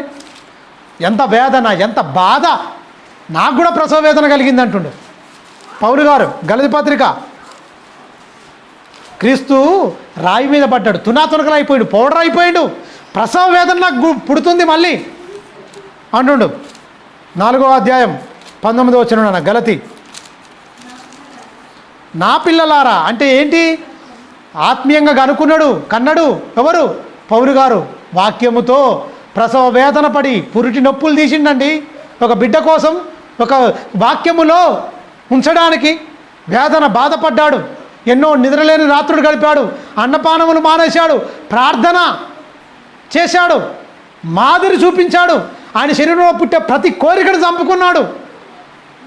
మాదిరి జీవితం చూపించాడు. అందుకని నా పిల్లలారా ఆత్మీయంగా నేను కన్న నా పిల్లలారా, క్రీస్తు స్వారూప్యం మీ అందు ఏర్పడి వరకు మీ విషయమై నాకు మరలా ఏమైపోతుంది? ఈయనకెందుకండి మరలా ఈయన ప్రసవ వేదన వచ్చిందండి? ఒక బోధకునికి ప్రసవ వేదన వస్తుంది, ఖచ్చితంగా రావాలి. అయ్యో వాళ్ళు వెళ్ళిపోతుంటే వాళ్ళ ఆత్మీయ జీవితం గురించి, వాళ్ళ బ్రతుకుల గురించి ప్రార్థన చేసేవాడై ఉండాలి, బాధపడేవాడై ఉండాలి, దేవుని సన్నిధిలో మొరపెట్టేవాడై ఉండాలి, వాళ్ళ మార్పు కోసం ప్రార్థన చేసేవాడై ఉండాలి, వాళ్ళ హృదయంలో ఆత్మకార్యం జరిగించమని నీకు ప్రసవ వేదన అయి ఉండాలి బోధకుడా. నాకు వాళ్ళకి ఇప్పుడు బోధకులకు ఏముంది ఎరికేనా? వారం వారం దశమ భాగాలు వస్తలేవేందుకు, నెలకు వారం కానుకలు వస్తలేవేందుకు? ఈ వేదన ఉంది తప్ప ఆ వేదన లేదు. ప్రసవ వేదన లేదు. ఏ వేదన ఉంది? కానుకలు తక్కువైతున్నాయి. కానుకలు ఈ వారం లెక్క పెడితే తక్కువైందనుకో, పోయిన వారం కంటే ఈ వారం తక్కువైందనుకో, ఆ వారం కానుకల మీద ప్రసంగం మొదలు పెడతారు. ఇక ఎందుకు ఈ వారం ఇలా తక్కువైపోయింది? దేవుని సొమ్ము దాచేసుకుంటారు మొత్తం. ఒరే బాబు, ఎవరు నీ హృదయంలో నిశ్చయించుకోలేదు వాళ్ళు ఇస్తారు అంతే. వాళ్ళు ప్రేరేపింపబడాలి, వాళ్ళ మనసులో నిశ్చయించుకుంటాడు, వాళ్ళ హృదయంలో ఇస్తారు అంతే. స్థితిగతులు తెలుసు కదా దేవునికి. నువ్వు బలవంతం పెట్టి ఇదేంటి ఈ దోపుడు సొమ్ము, దేవుని సొమ్ము దాచేసుకుంటారు. వీడి ఆస్తులు పెంచుకోవడానికి తప్ప వాడు ఏ స్థితిలో ఉన్నాడో, వాని పరిస్థితి ఏంటో, వాడు ఏంటి, వాని స్థితిగతులు ఏంటి, వాడు ఏమన్నా అయిపోయి అప్పు చేసేది సరే నాకు ఇచ్చాయి అన్న బోధలు, దౌర్భాగ్యమైన బోధలు ఈరోజు క్రైస్తవులోకి వచ్చినాయి. నీ హృదయంలో నిశ్చయించుకున్న దాని కొలది అయ్యా. నీకు ప్రసవ వేదన ఉందా? నీకు బాధ ఉందా? ఎందులో ఉండాలి? వాడు ఆత్మలో అనగారిపోతుంటే ఉండాలి. నీ బాధ అది నీ ప్రసవ వేదన. ఇత్తలేదన్న ప్రసవ వేదన ఉంది తప్ప క్రీస్తు స్వారూప్యం వాళ్ళలో ఏర్పడతలేదన్న ప్రసవ వేదన ఉందని ఏ బోధకుడు చెప్తుండండి? మీరు గమనించండి. ఇత్తలేరు పెరుగుతలేదు ఆస్తులు పెంచుకోవడానికి ఇస్తలేరన్న ఒక దౌర్భాగ్యమైన బోధలే బోధిస్తున్నారు తప్ప క్రీస్తు స్వారూప్యం వారి యందు ఏర్పడి వరకు నాకు ప్రసవ వేదన. ఒక బిడ్డను కనడానికి తల్లి ఎంతగా వేదన పడుతుందో ఒక సేవకునికి అంత వేదన ఉండాలి. సోమరైపోతే చెట్టు మలిచిపోతున్నాయి అన్నాడు. అందుకనే కదా సోమరైపోయిందే కదా ప్రేమ పెళ్ళిళ్ళు దౌర్భాగ్యమైనవి, ఇవన్నీ బిచ్చలు పెడతానం బరి తెగించిపోతున్న సంఘాలలో. మీరు గమనించండి, ఏంటిది అంత దౌర్భాగ్యమైంది? వీడు సోమరుడు అయింది కనుకనే చేను దాటి వస్తే ఏమైపోయింది? గడ్డి మొలిసిపోయింది మొత్తం. ద్రాక్షతో తెలివి లేని వాడు ద్రాక్షతో దాటి వచ్చిండు. తెలివి లేనిది ఏముంటుంది? పురుగు పట్టిపోతే మొత్తం అంతా కుళ్ళు కుతంత్రం మత్సరం. పురుగు అంటే ఏందండి? కుళ్ళు కుతంత్రాలు మతమత్సర్యాలు. అవన్నీ పోవాలంటే ఖచ్చితంగా వాక్యముతో నింపు అని బైబిల్ చెప్తుంది. లోకంలో వివేకంగా వాడు పని చేసుకుంటుడు, వివేకం కలిగి ఒక రైతు అధిక దిగుబడి పొందాలని, మంచి పంట తీయాలని టైంకు పురుగు మందు కొడతారు ఖచ్చితంగా. ఏ టైంకి ఏం కావాలో ఒక తోటమాలికి బాగా తెలుసు. మరి నీకు కూడా ఒక తోటను అప్పచెప్పిండు కదా, మరి నువ్వెంత జాగ్రత్త కలిగి ఉంటున్నావు? అది ఎటుపోతే నాకేంటి? కాపరి తన గొర్రెల కోసం ప్రాణం పెట్టును. జీతగాడు పారిపోతాడు. పారిపోయే బ్యాచ్లో ఉన్నవాను, ప్రాణం పెట్టే బ్యాచ్లో ఉన్నవా? పారిపోయేవాడు దొంగవాడు. ప్రాణం పెట్టేవాడు, ప్రాణం పెట్టడం అంటే చచ్చిపో. నీ రక్తము చెమటగా మారిపోవాలి. ప్రార్థనలో వాళ్ళ గురించి నువ్వు గోజాడాలి. అది నువ్వు ఖర్చు చేయి. టైం తీసుకొని అదే ప్రాణం పెట్టడం అంటే. వాళ్ళ గురించి, వాళ్ళ కుటుంబాల గురించి, వాళ్ళ స్థితిగతుల గురించి ప్రార్థన చేయి. ఆత్మకార్యం జరిగించు తండ్రి. వాళ్ళ ఉన్నతంగా, వాళ్ళ కుటుంబాల్లో ఉన్నతంగా, వాళ్ళ ఆత్మీయంగా కట్టబడాలి. వాళ్ళ ఉన్న లోటుపాట్లన్నింటినీ, వాళ్ళ పరలోకానికి ఏదైతే అడ్డొస్తుందో దాన్ని మొత్తం నీ వాక్యంతో తీసేయి. ఆత్మతో హెచ్చరింపబడతట్టుగా, వాళ్ళ కుటుంబాలు కట్టబడతట్టుగా ఆత్మలో వర్ధలు చేయని ప్రార్థన చేయి. ప్రార్థన చేయడానికి నువ్వు టైం తీసుకుంటున్నావా? ఆస్తులు పెడతలేవని టైం తీసుకుంటున్నావా? మీరు గమనించండి, దేనికా టైం గడుపుతుండు మనిషి, ఏదానికా టైం గడుపుతున్నాడు. మీరు గమనించండి, మనిషి ఇక్కడి వరకే ఆగిపోయిండు. నాకు మళ్ళీ ప్రసవ వేదన. ఒక సేవకుడికి ప్రసవ వేదన ఉండాలి. ఒక సేవకుడికి ఏమైపోలే? ప్రసవ వేదన ఉండాలి. ఒక సేవకుడికి ఏముండాలి? చేనులో కలుపు తీసుకున్న ఒక రైతు, ఒక తోటమాలి ఎంత తెలివితో ఉంటాడో అలాంటి తెలివితో ఉండాలి. సోమరిగా ఉండడానికి వీల్లేదు. నువ్వు లోకంలోకి పోయినప్పుడు ఏమండు? పాముల వలె మీరు వివేకం కలిగి ఉండండు. పావురం వల్ల ఏమండు? నిష్కాపట్యం కలిగి ఉండండు. కల్మషత్వం కాదు, నిష్కాపట్యము. మన దగ్గర ఎలా కొట్టేయాలి డబ్బులని వీడు దానికి సంబంధించే వాక్యాలు చెప్తుంటాడు. మీరు గమనించండి, బలహీనులండి మనుషులు, బలహీనులు. ఏ మాట చెప్తా ఆ మాట నమ్మేస్తావా? శరీర సంబంధంగా ఇక్కడికి వస్తే నలిగిపోతావు నువ్వు అంటుడు. ఆ రాయి బలమైన రాయిగా పెట్టిండు ఆయనే. ఆ రాయి ఏమైపోద్ది? తగిలిన వాడు గాయమైపోతాడు. మొయ్యాలనుకున్నవాడు గాయమైపోతాడు, మొత్తం గాయాల పాలవుతాడు. మరి గాయం దాకిందా? ఇత్తబడిన మొత్తం పీకేస్తే గాయమే, భూమికి గాయం. దున్నబడితే భూమికి గాయం కాదా? సమ్మగా ఉంటుంది ఆ భూమికి. దున్నబడింది. యేసుక్రీస్తు కూడా పొలము దున్నబడినట్టు శరీరం దున్నబడింది అన్నాడు. పొలంతో ఎందుకు పోల్చిండు? జీవాన్ని గనడానికి భూమి దున్నబడుతుందయ్యా. మరి నీలో జీవం వృద్ధి కావాలంటే నువ్వు కూడా దున్నబడే మనసుందా? జీవాన్ని గనడానికి భూమి ఏమైపోతుంది? నాగలితో దున్నబడుతుంది. ఫ్లై అని ఒకటి ఉంటుంది ట్రాక్టర్కు, మొత్తం అది ఒక మనిషిని బొందబెట్టేంత లోతు వెళ్ళిపోతుంటుంది. మొత్తం ఒక మనిషిని సమాధి చేసేంత లోతు వెళ్ళిపోతుంటుంది. మొత్తం ఫ్లై చేస్తే మొత్తం దున్నుతుంటే మొత్తం భూమి. జీవాన్ని కనడానికి భూమి తల్లడిల్లిపోతుంది, నీకు ఆహారాన్ని ఇవ్వడానికి, నిన్ను జీవింపజేయడానికి. మరి ఆత్మలో వాళ్ళని కనాలి, ఆత్మల్లో వాళ్ళు వర్ధిల్లాలంటే నువ్వెంతవరకు ప్రసవ వేదన పడుతున్నావు? నాకు మళ్ళీ ప్రసవ వేదన పడుతుంది అంటున్నాడు పౌలు గారు. నాకు మళ్ళీ ప్రసవ వేదన కడుతుంది. నా పిల్లలారా, మీ యందు క్రీస్తు స్వారూప్యం మీ యందు ఏర్పడ వరకు నాకు మళ్ళీ ప్రసవ వేదనే. చెప్పుకుంటురా, ఏ సేవకునిగా ప్రసవ వేదన ఉందా? లోక వేదన ఉందా? లోక సంపాదనలో తేలిపోతున్నారు, లోకాశల్లో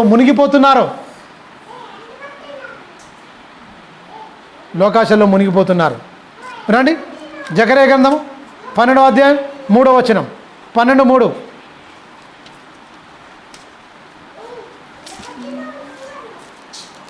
12వ అధ్యాయం 3వ వచనం.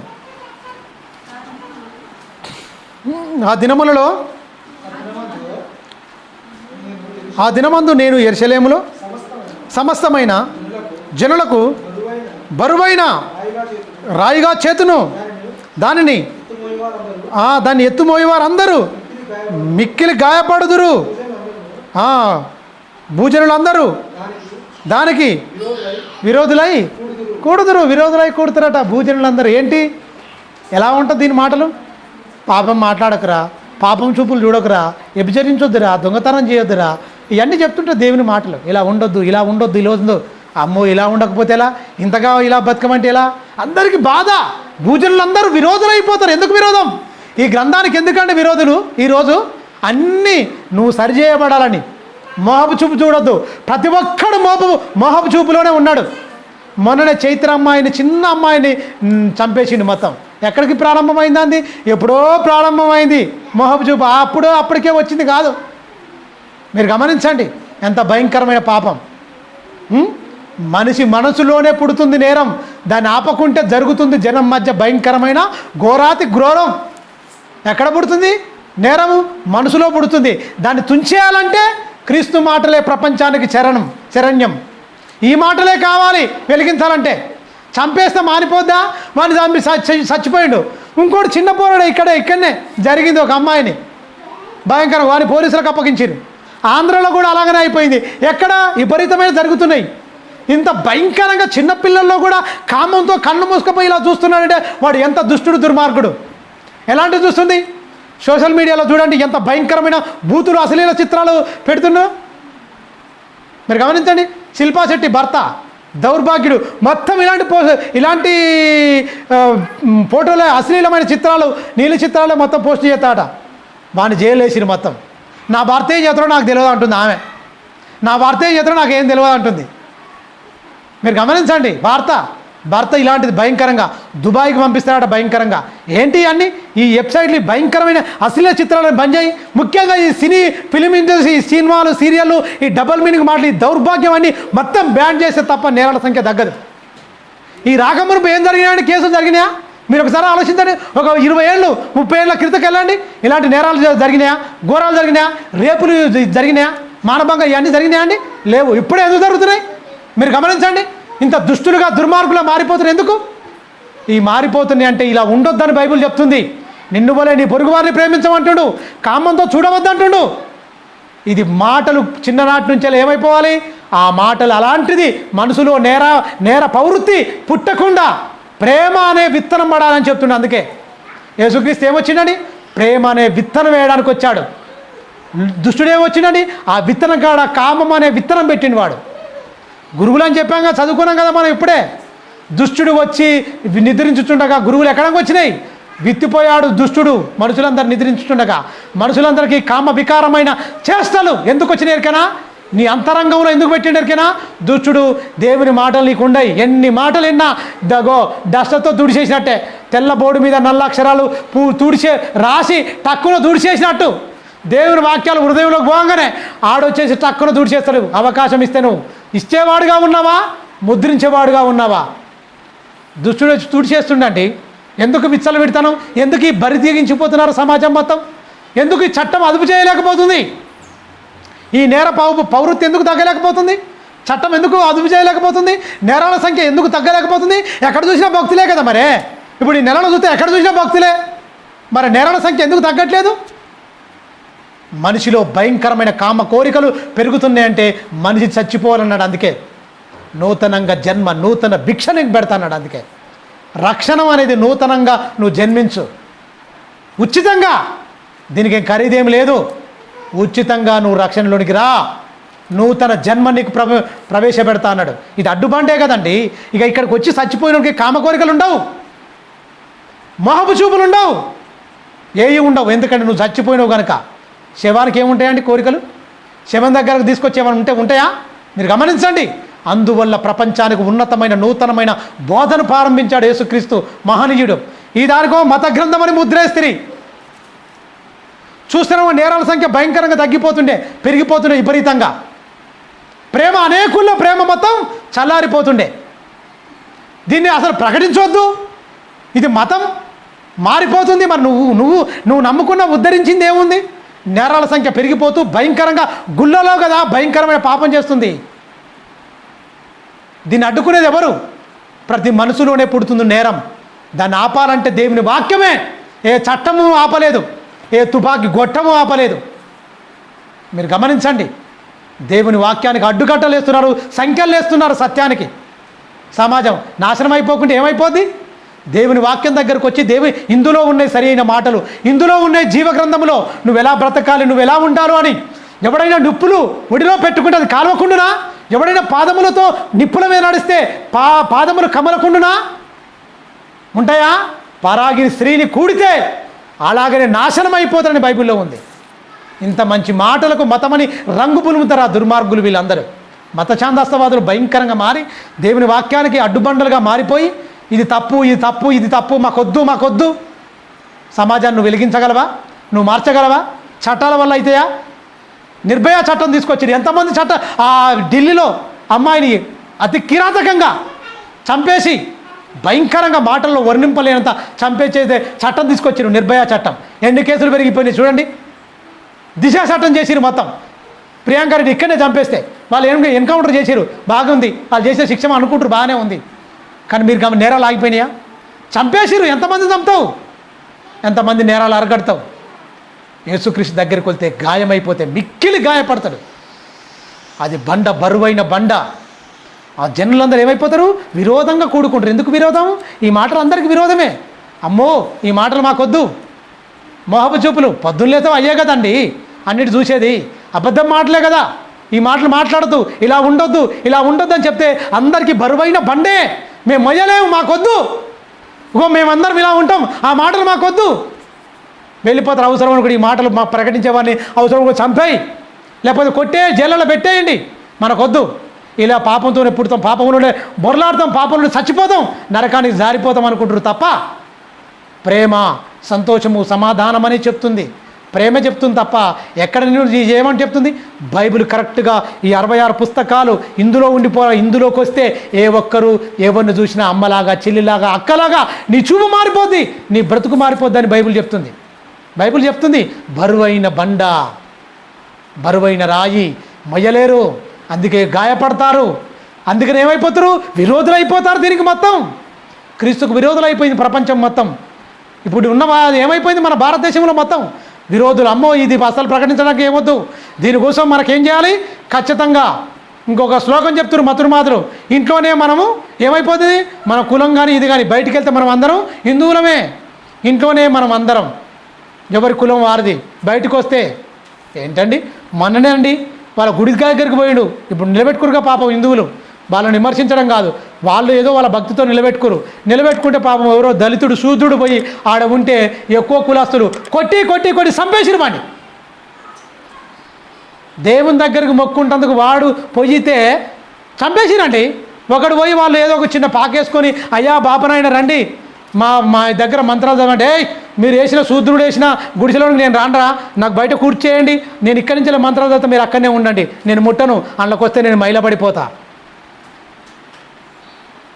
మీరు గమనించండి, ఇంత వివక్షణ, ఇంత దౌర్భాగ్యమా? వాడిచ్చిన పైసలు మాత్రం సంభావన కావాలి, ముట్టుకున్నాయి, వాడు కష్టం చేసుకున్నాయి. మీరు గమనించండి. ఇంకా ఈ దౌర్భాగ్యులు ఈ గాలిని కబ్జా చేసేది ఉంటే లేని వారికి గాలి అందించి లేని వాళ్ళు అసలు బతకనియపోదు. ప్రకృతిలో సమానంగా పంచింది కనుక దేవుని ప్రేమ, మనం ఆ గాలిని పీల్చుకుంటున్నాం. పేదవానికి ఒక రకంగా, ఉన్నవానికి ఒక రకంగా, అంటే ఈ గాలి కూడా వీళ్ళందరూ కబ్జా చేసుకుంటున్నారు మొత్తం. మనం బతకపోదాం పేదవాళ్ళం. ప్రాణవాయువును కూడా వెలగట్టాలంటే మనం బతుకుదామా? వెల చెల్లించుదామా? నీరు కూడా మనం కట్టాలంటే చెల్లించుదామా?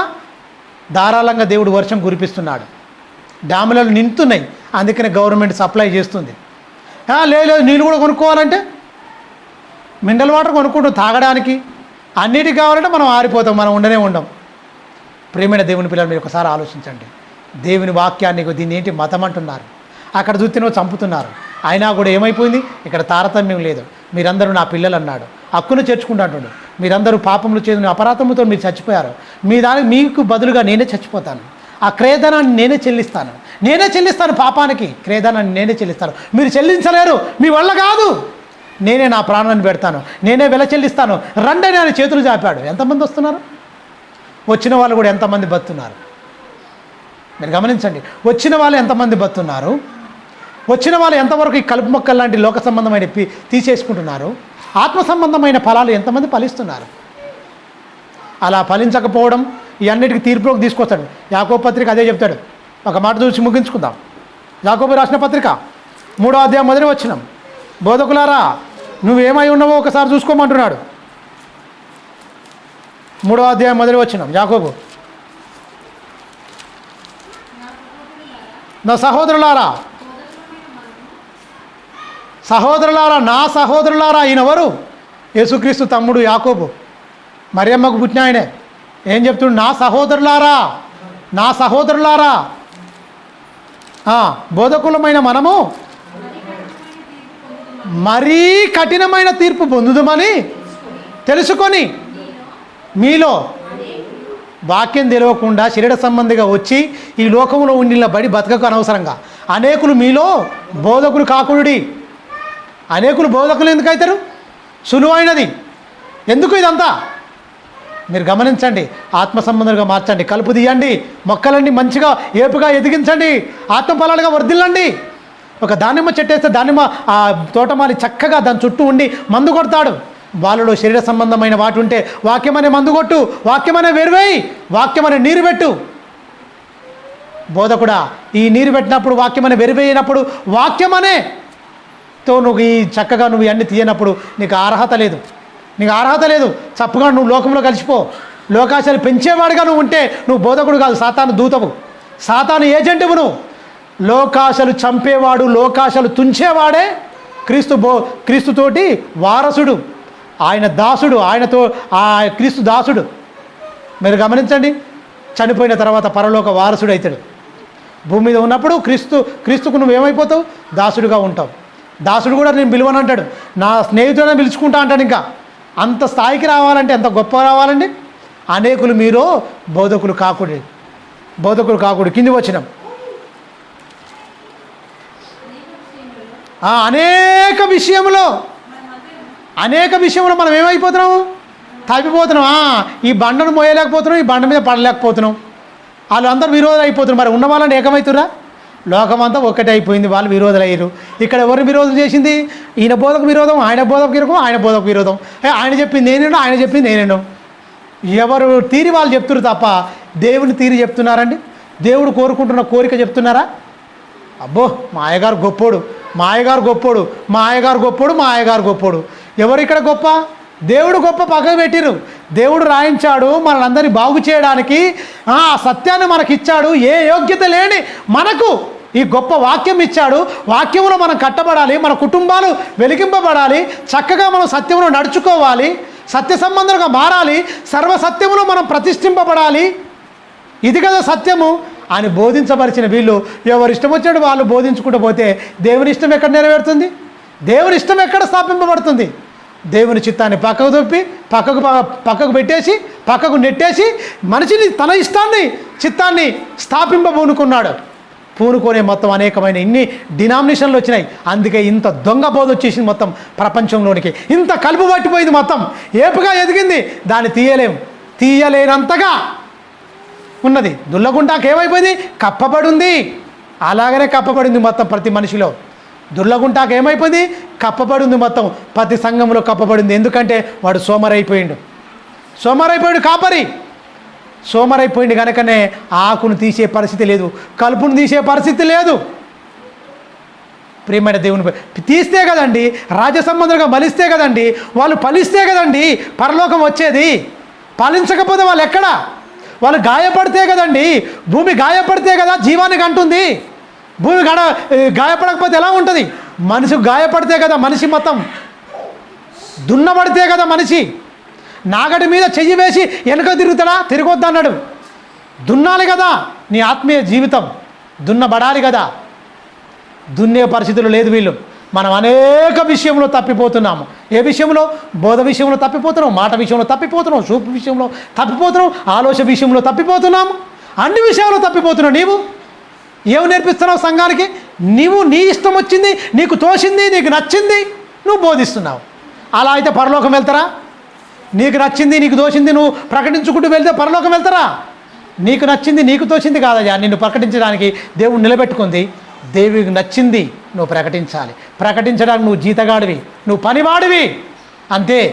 ఇందులో నీ గొప్పతనం ఏం లేదు, చెప్పేవాళ్ళలో గొప్పతనం ఏం లేదు. జస్ట్ నిన్ను దేవుడు వాడుకున్నందుకు నీకు ఎన్నో బాధ్యతలు. ఆ బాధ్యతలు కలిగి నువ్వు బ్రతుకు. ఆ బాధ, వేదన, నొప్పి, ఒక బిడ్డను కావడానికి ఒక తల్లి ఎంత వేదన పడుతుందో, సంఘాన్ని క్షేమాభివృద్ధి కలగజేయడానికి పరిశుద్ధాత్మతో నింపబడిన వాడై ఎలాంటి కలంకము, పాపము, తలంపులు లేకుండా నిన్ను నువ్వు కాపాడుకుంటూ సంఘం గురించి నువ్వు ప్రార్థన చేయి.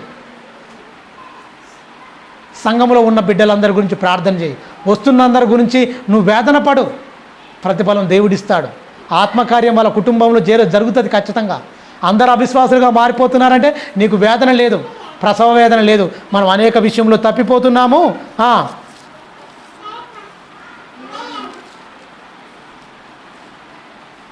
చూడండి, మనం అనేక విషయంలో తప్పిపోతున్నాము. ఎవడైనను మాట యందు తప్పిన ఎడల అట్టివాడు, చూడండి, లోపము లేనివాడై తన శరీరమును,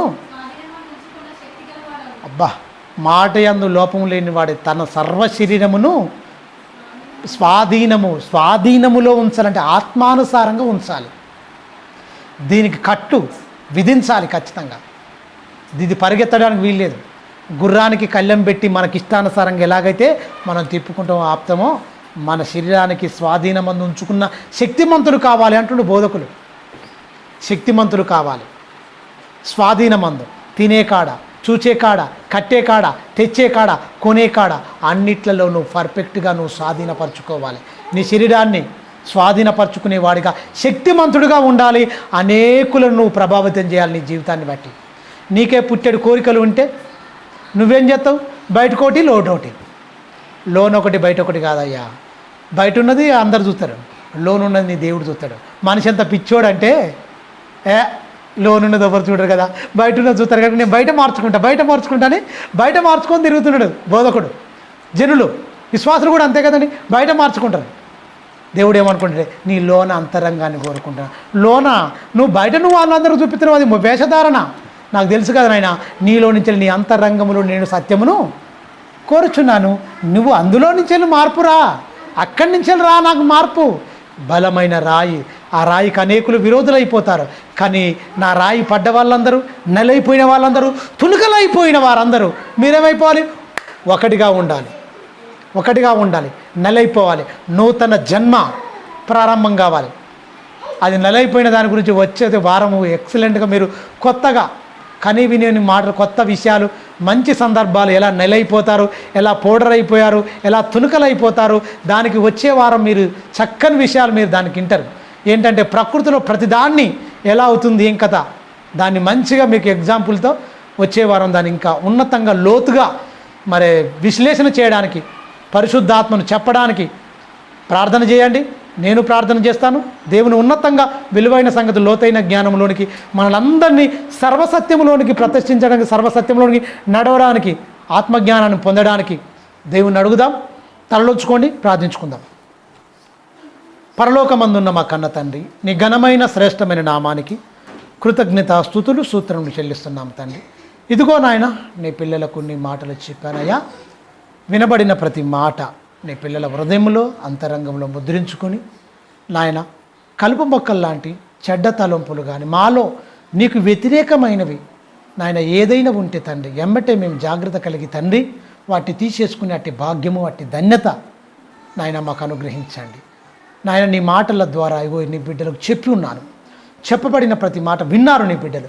వాళ్ళ హృదయ అంతరంగములో ముద్రించుకుని తండ్రి, మరే ఆత్మకు విరోధమైనవి ఏవైనా నియమాలు వాళ్ళలో ఉంటే తొలిగేసుకుని తండ్రి, గొప్పగా నీ గురించి బ్రతికే అట్టి భాగ్యము, అట్టి ధన్యత నీ బిడ్డల కుటుంబాలకు, నీ బిడ్డలకు మెండుగా దయచేయమని నిండు మనసుతో వేడుకుంటూ తండ్రి, నీ ఆత్మ సహాయము, ప్రత్యక్షతలు తండ్రి మాకు తెలియజేస్తూ ఉన్నతంగా మరి మాకు నీ జ్ఞానాన్ని బోధిస్తున్న విధానానికి తండ్రి నీకే మహిమ ఘనత చెల్లిస్తున్నాం తండ్రి.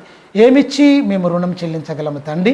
నీ మాటలు చెప్పడానికి నన్ను ఒక సాధనంగా, పనిముట్టుగా, పాత్రగా నన్ను వాడుకుంటున్న విధానానికి నీకే మహిమ చెల్లిస్తున్నాం తండ్రి. ప్రారంభ పలుకులలో కూడా చక్కని విషయాలు తండ్రి నీ కుమారునికి ద్వారా మాకు తెలియజేశారు నాయన. వినబడిన ప్రతి మాట తండ్రి మీరేమనుకుంటున్నారో మీ ఉద్దేశాలను తండ్రి మేము చెప్తున్నాం. ఇది మా సొంత జ్ఞానం కాదు, మా సొంత తెలివి కాదు, మా సొంత ఏమీ లేదు తండ్రి. సమస్తము నీ ద్వారానే నువ్వే తండ్రి మాట్లాడాలి. నువ్వు మాట్లాడితేనే ప్రతి మనిషి హృదయం కదులుతుంది, ప్రతి మనిషి ఆలోచిస్తాడు.